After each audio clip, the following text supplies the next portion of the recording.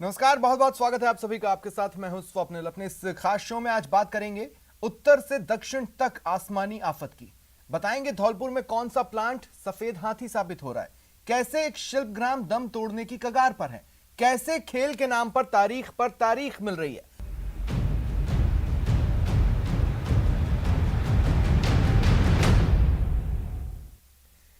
पूरे देश में बारिश आसमानी आफत बनकर बरस रही है। सबसे ज्यादा बेहाल केरल है, जहां बारिश, बाढ़ और भूस्खलन से अब तक 26 लोगों की मौत हो चुकी है। मौसम विभाग ने उत्तर भारत से लेकर दक्षिण भारत के कई राज्यों के लिए बारिश का अलर्ट जारी किया हुआ है।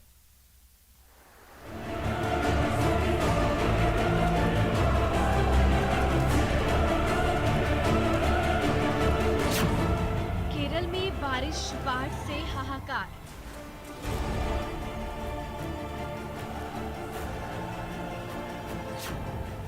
उत्तर से दक्षिण बारिश का अलर्ट।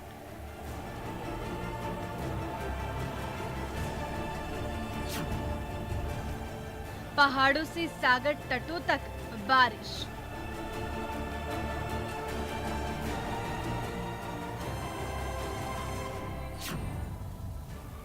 आसमानी आफत का असर।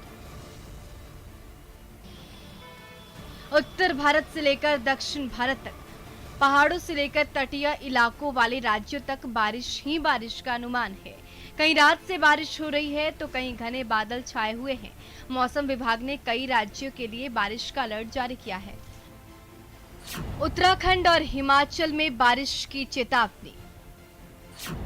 बारिश से धान कटाई में बड़े नुकसान की आशंका। दिल्ली, एनसीआर, पंजाब और उत्तर प्रदेश में रात से बारिश। हरियाणा और राजस्थान में 2 दिन हल्की बारिश का अलर्ट। कर्नाटक, तमिलनाडु और लक्षद्वीप में भारी बारिश का अलर्ट। पिछले 2 दिन से केरल में बारिश आफत बनकर बरस रही है। बारिश, बाढ़ और भूस्खलन से सबसे ज्यादा प्रभावित कोट्टयम और इडुक्की के इलाके हैं, जहां एनडीआरएफ के साथ सेना राहत बचाव अभियान चला रही है।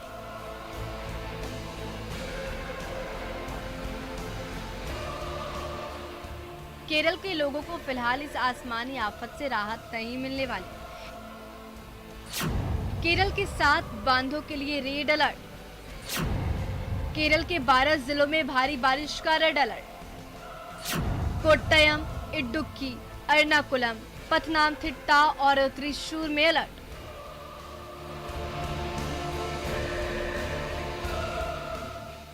केरल में बारिश, बाढ़ और भूस्खलन की घटनाओं में अब तक 25 से ज्यादा लोगों की जान जा चुकी है। सरकार की ओर से मृतकों के आश्रितों को 4-4 लाख रुपए मुआवजा देने का ऐलान किया गया है। साथ ही 105 राहत शिविरों के जरिए बेघर हुए लोगों के रहने खाने की व्यवस्था की गई है। सेना के हेलीकॉप्टर प्रभावित इलाकों में खाने के पैकेट और जरूरी दवाइयां पहुंचा रहे हैं। Bureau report, news 18 network.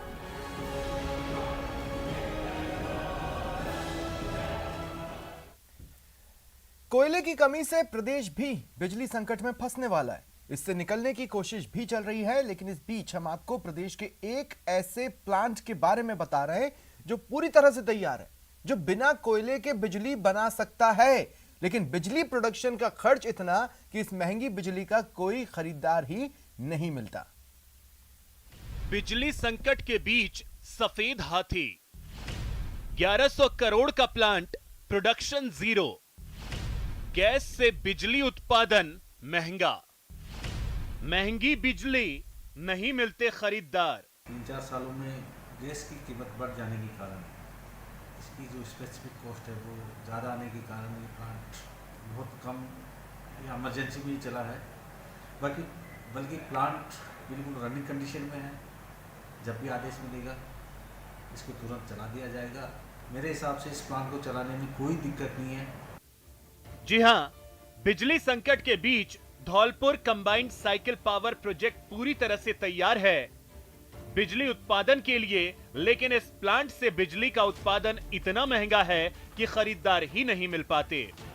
नतीजा, 1100 करोड़ रुपए की लागत से बना यह गैस आधारित पावर प्लांट कई सालों से बंद पड़ा है और बिजली संकट के बीच सफेद हाथी ही साबित हो रहा है। मेरी ये कोशिश रहेगी कि प्लांट एफिशिएंसी के साथ प्लांट चले, निर्विरोध चले, ताकि जनता को इस विद्युत संकट में अपनी सेवाएं दे सकें। और जो जनरेशन पिछले सालों में रहा, पिछले सालों में भी ये एमओडी में नहीं आने के कारण थोड़ा कम ही चल पाया है। जब भी चला है पीक लोड पावर में, पीक लोड में चला है। और अभी भी जब भी सरकार से या हमारे हेड ऑफिस से जब भी जो हमें आदेश मिलेंगे, हम तुरंत इसको चलाने के लिए तत्पर तैयार हैं। दरअसल दुनिया भर में प्राकृतिक गैस के दाम बढ़ने से गैस से बिजली बनाना महंगा सौदा हो गया है। वर्तमान में गैस से बिजली उत्पादन की लागत प्रति यूनिट करीब 20 से 21 रुपए बैठती है। नतीजा बिजली का उत्पादन बंद है। और तो और इस प्लांट से प्रोडक्शन जीरो है, लेकिन प्लांट की देखरेख और कर्मचारियों का वेतन हर महीने लाखों रुपए का है। हालांकि Dholpur combined cycle power project पूरी तरह से तैयार है। बिजली प्रोडक्शन के लिए बस इंतजार है सरकारी आदेश का और बिजली उत्पादन के लिए जरूरी गैस का। धौलपुर से न्यूज़ 18 राजस्थान के लिए हरिवीर की रिपोर्ट। कला को पहचान और कलाकारों को सम्मान दिलाने के मकसद से बनाया गया बाड़मेर का शिल्पग्राम आज उपेक्षा की मार झेल रहा है। 49 लाख की लागत से बना शिल्पग्राम भूतिया हवेली नजर आता है। जंग खाता बोर्ड, दीवार में दरार, दम तोड़ती खिड़कियां और कैंपस में उगे झाड़ झंखाड़। तस्वीरें बाड़मेर के उस शिल्पग्राम की हैं जिसे बड़ी हसरतों से आबाद किया गया था। पर्यटन की संभावनाओं को विस्तार देने और लोक कलाओं को बढ़ावा देने के लिए साल 2008-2009 में शिल्पग्राम का निर्माण कराया गया। लेकिन 49 लाख रुपए खर्च कर तैयार किए गए शिल्पग्राम की दुर्दशा बता रही है कि इस ओर किसी का ध्यान नहीं गया। इसे बनाने में जितनी राशि खर्च हुई है, अब उससे कहीं ज्यादा इसे सुधारने में लग जाएगी। यह जानकर हैरानी होती है कि इस जगह पर सिर्फ एक कार्यक्रम ही हुआ है। बाड़मेर पर्यटन विकास समिति के सदस्य पुरुषोत्तम खत्री जिला प्रशासन की सोच पर ही सवाल खड़े करते हैं। खत्री के मुताबिक इस जगह का चुनाव ही गलत था। प्रॉपर लोकेशन नहीं है, कई जमीनें पड़ी थी, अच्छी जगह बनता जहाँ शिल्पकार आकर रहते, अपने शिल्प का प्रदर्शन करते। अब ऐसी लोकेशन है, वहाँ कहाँ से कस्टमर लाएंगे, कहाँ से टूरिस्ट लाएंगे। उदयपुर के शिल्पग्राम की तर्ज पर बने बाड़मेर के इस शिल्पग्राम का मुख्य उद्देश्य स्थानीय हस्तशिल्प को अंतर्राष्ट्रीय स्तर पर पहचान दिलाना था।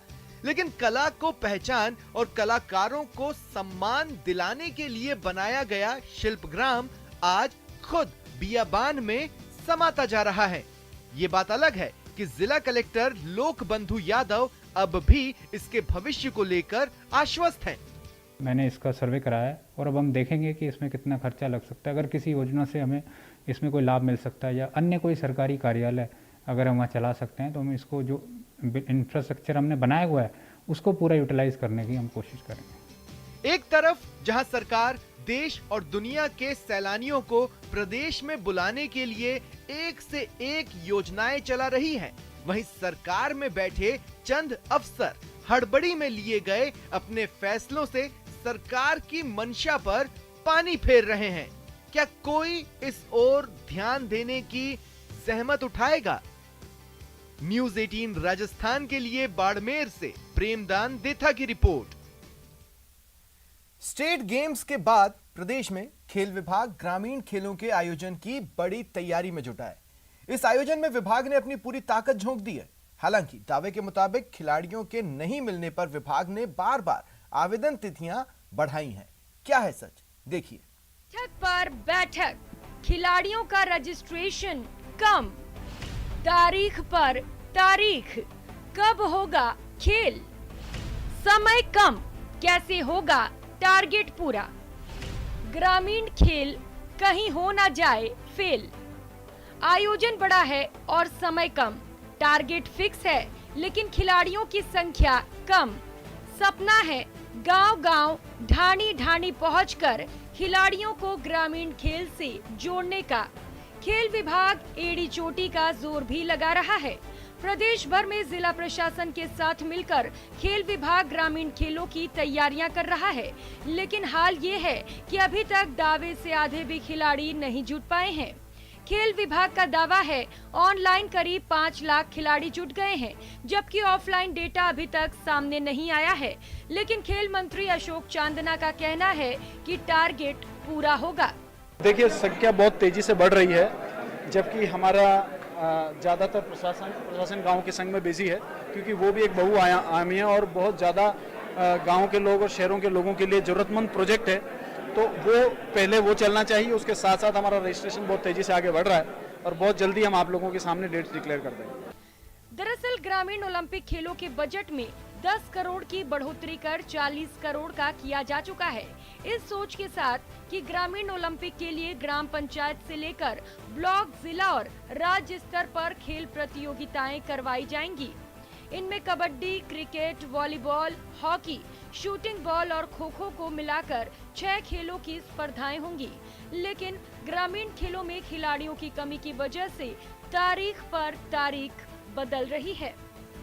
पहले 14 नवंबर से ग्रामीण ओलंपिक शुरू होने थे, लेकिन खेलों के आयोजन में 3 बार बदलाव किया गया। अभी तक फाइनल डेट का ऐलान नहीं हुआ है। चुनौती ग्रामीण खेलों से खिलाड़ियों को जोड़ने की है।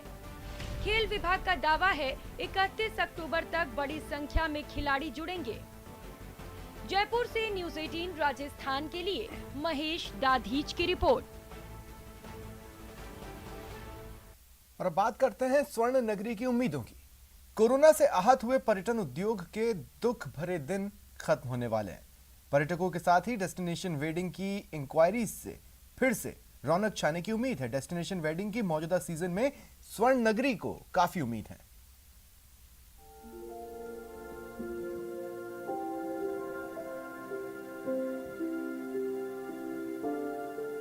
सोनेरी धरती जठे चांदी रो आसमान इन्हें निहारण आवे ए मारो देसान। पर्यटन नगरी जैसलमेर, जिसे हर कोई निहारना चाहता है, देशी विदेशी सैलानियों का सबसे पसंदीदा प्लेस बन चुका जैसलमेर कोरोना के चलते 2 साल से मंदी की मार झेल रहा था, लेकिन अब डेस्टिनेशन वेडिंग के रूप में ये फिर हब बनकर सामने आया है। कोरोना के चलते लंबे वक्त से आहत रहे पर्यटन व्यवसाय और इससे आर्थिक रूप से जुड़े हजारों लोगों के लिए शुभ संकेत आने लगे हैं। जैसलमेर मंदी के दौर से गुजरा है, तो अब कोरोना के बाद डेस्टिनेशन वेडिंग की पर्याय बन चुकी स्वर्ण नगरी में इन दिनों वेडिंग लोकेशंस पर शादी का प्रचलन बढ़ रहा है। डेस्टिनेशन वेडिंग्स भी जैसलमेर में इंक्वायरीज चल रही है। काफ़ी लोग इस साल जैसलमेर में वेडिंग करने के लिए आएंगे। जैसलमेर में हमारे पास कई 5 स्टार 4 स्टार प्रॉपर्टीज होटल्स है जो जैसलमेर में अच्छा बिजनेस करती है, तो उसमें काफ़ी इंक्वायरीज जैसलमेर की चल रही है। जानकार मानते हैं कि दर्जनों फिल्मों, टीवी धारावाहिक और विज्ञापन की शूटिंग जैसलमेर में होने और पर्यटन नगरी होने के कारण यहाँ की लोकेशन हर किसी को लुभाती है। कोरोना पर लगभग नियंत्रण होने के बाद अब जैसलमेर में फिर से फ्लाइट्स की संख्या बढ़ने वाली है, यानी अब यहाँ आना और भी सुविधाजनक और लुभावना होगा। ग्रुप में काफी लोग यहाँ पे आके इंक्वायरी कर रहे हैं और काफी बड़े उद्योगपति, काफी जाने माने लोग अपनी डेस्टिनेशन वेडिंग यहाँ पे कराने का सोच रहे हैं। और सबसे बड़ी एक अच्छी बात यह है कि यहाँ पे अब काफ़ी फ्लाइट्स भी शुरू होने वाली हैं। स्पाइसजेट ने अपने काफ़ी शेड्यूल अनाउंस किए हैं। जैसलमेर में डेस्टिनेशन वेडिंग्स को लेकर इवेंट मैनेजमेंट कंपनियों के साथ साथ होटल्स और कैटरर्स कंपनी के पास भी इंक्वायरी आना शुरू हो चुकी है। जैसलमेर में नवंबर, दिसंबर से लेकर मार्च तक वेडिंग सीजन रहता है। नवंबर, दिसंबर, जनवरी, फरवरी और मार्च में लगभग 100 से अधिक बुकिंग्स आ चुकी है। आने वाले दिनों में हेरिटेज प्रॉपर्टीज में रॉयल वेडिंग्स का दौर फिर शुरू होगा, तो जैसलमेर के पर्यटन को 4 चांद लगेंगे। स्वर्ण नगरी में ऐतिहासिक और कलात्मक स्थलों की भरमार है। यहाँ की भौगोलिक बसावट और प्राकृतिक सुंदरता भी आगंतुकों को अपनी ओर खींचती है। कोरोना से बाहर निकलकर अब जैसलमेर फिर से अपनी पुरानी पहचान की ओर अग्रसर दिखता है। मरुधरा के एक शिक्षक की मुहिम पूरे प्रदेश में रंग दिखा रही है। स्कूली छात्रों में नारी सम्मान का संस्कार विकसित करने के लिए साल 2015 में जालोर के एक सरकारी स्कूल से शुरू हुआ था कन्या पूजन कार्यक्रम, जो बड़ा कारवां बनता जा रहा है। इस साल सभी 33 जिलों के 2300 विद्यालयों में कन्या पूजन का कार्यक्रम आयोजित हुआ, जिसकी तारीफ मुख्यमंत्री अशोक गहलोत ने भी की है।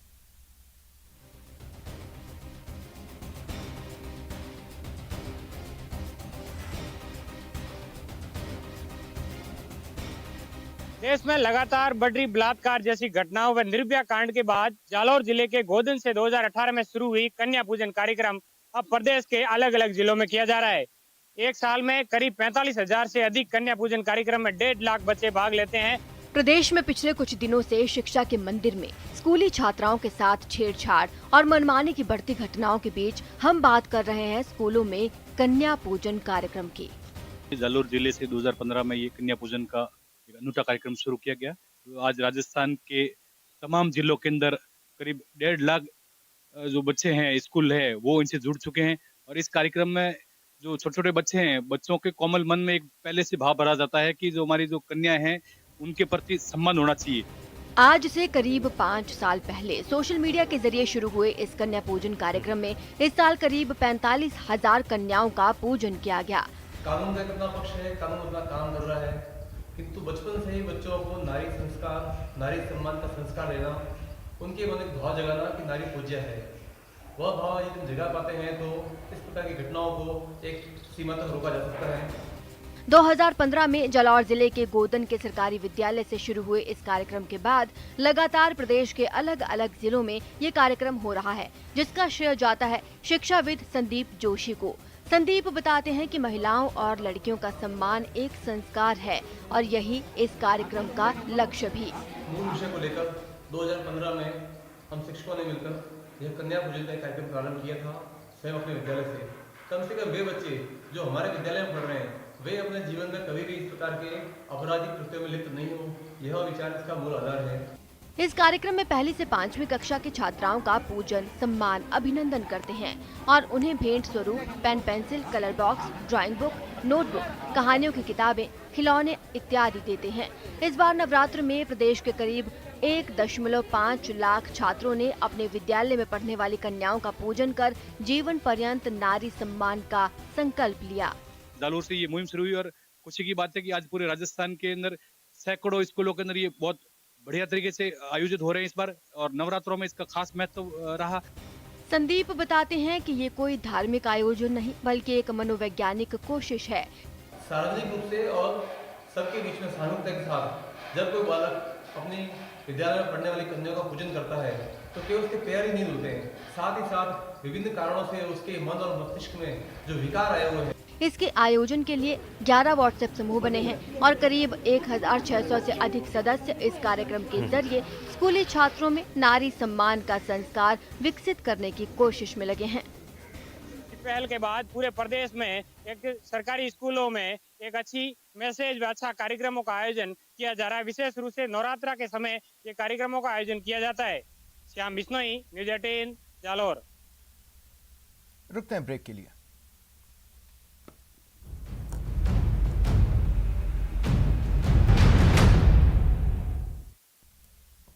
ब्रेक के बाद स्वागत है आप सभी का। अपने ट्रेन के डिब्बों में कभी क्लासरूम देखें जहां पढ़ाई के साथ फुल मस्ती का मौका मिलता हो? देखिए,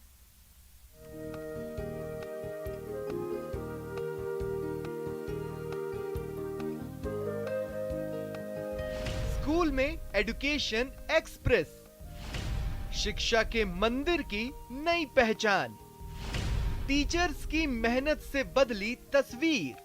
ये जैसलमेर जिले के मोहनगढ़ का राजकीय उच्च माध्यमिक विद्यालय है। पहली बार देखने में ये आम सरकारी स्कूलों की तरह दिखेगा, लेकिन जैसे जैसे आप इसके करीब जाएंगे, साफ सफाई और सुंदरता देखकर प्राइवेट स्कूल भूल जाएंगे। यहाँ के पेड़ पौधे, खुला मैदान और ट्रेन के डिब्बे में पढ़ाई का माहौल छात्रों को अपनी ओर खींचता है। का माहौल बहुत अच्छा है, यहाँ की पेंटिंग वगैरह बहुत अच्छी है तथा इस स्कूल में हमेशा प्रतियोगिता होती रहती है तथा उस स्कूल में ना टीचर थे, अच्छे से पढ़ाई नहीं होती थी, लेकिन इस स्कूल में टीचर है, हमें अच्छे आदर्श देते हैं, अच्छे संस्कार देते हैं, इसलिए यहाँ मेरा पढ़ने में मन बहुत लगता है। इससे पढ़ रहा हूँ, मुझे 6 साल हो गए स्कूल में पढ़ते हुए। मैं अभी 11th में हूँ। मैं जिस स्कूल में पढ़ता था उस स्कूल में इतनी सुविधा नहीं थी। यहाँ पे बहुत सुविधा है और गुरुजन भी बहुत है और यहाँ पे बहुत अच्छी पढ़ाई होती है। भामाशाहों के सहयोग और शिक्षकों की जी तोड़ मेहनत की वजह से आज इस स्कूल की अलग पहचान है। यहाँ की दीवारों पर शानदार चित्रकारी की गई है जो स्कूल आने वाले हर छात्र को आकर्षित करने के साथ पढ़ाई के लिए भी प्रेरित करती है। स्कूल के स्टाफ और प्रिंसिपल क्षेत्र में पढ़ाई की नई अलख जगाना चाहते हैं। छात्रों का विद्यालय के प्रति आकर्षण बढ़ा है तथा विद्यालय में प्रोजेक्टर भी लगा हुआ है जिसके प्रयोग शुरू कर छात्रों में ई शिक्षा के प्रति रुचि उत्पन्न करने का अहम रोल अदा किया है और अनुशासन में भी बहुत ही सुधार हुआ है। इसलिए हमारी स्कूल के अंदर नामांकन की बढ़ोतरी हो रही है। बच्चों का जो रुझान है वो शिक्षा की ओर बढ़ेगा, स्कूल के अंदर नामांकन बढ़ेगा। इस साल हमने इसका भरसक प्रयास किया। आज विद्यालय के अंदर हमने ट्रेन का निर्माण करवाया है और पहली से 5 तक की जहाँ कक्षाएं चलती है वहाँ पर हमने चित्रकारी की है। अलग अलग फल फ्रूट्स के चित्र, ट्रेन के चित्र बनाए ताकि बच्चे उन चित्रों को देखकर ज़्यादा से ज़्यादा सीखे, बोरियत महसूस ना करें। और इसका परिणाम आज ये है कि हमारे विद्यालय के अंदर 300 से अधिक का नामांकन बढ़ चुका है। कहते हैं कुछ अच्छा करने के लिए नियत का अच्छा होना जरूरी है। जिस नियत के साथ इस सरकारी स्कूल को सजाकर तैयार किया गया है, ऐसे ही बाकी सरकारी स्कूलों को भी संवारने की जरूरत है। न्यूज़ 18 के लिए जैसलमेर से श्रीकांत व्यास की रिपोर्ट। फिलहाल इतना ही। नमस्कार।